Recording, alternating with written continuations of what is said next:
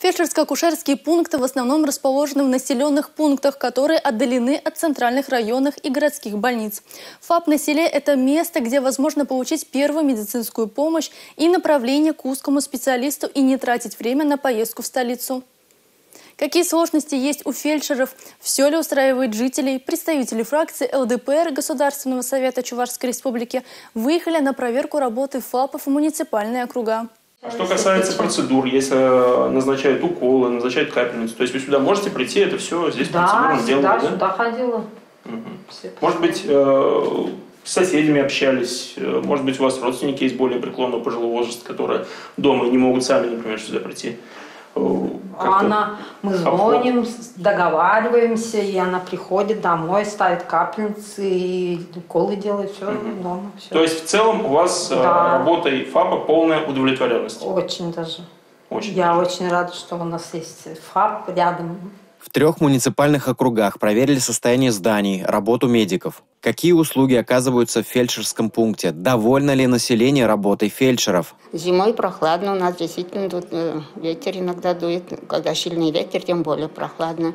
Вот новый ФАП будет, наверное, там тепло будет. Надеемся, что все хорошо будет. Оборудование новые будут. Надеемся на хорошие.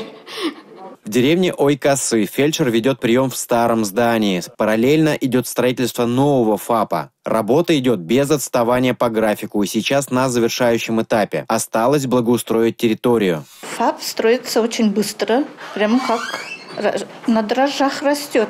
Ждем, очень ждем. Хочется, как у людей, тоже в новом ФАПе обслуживаться тоже.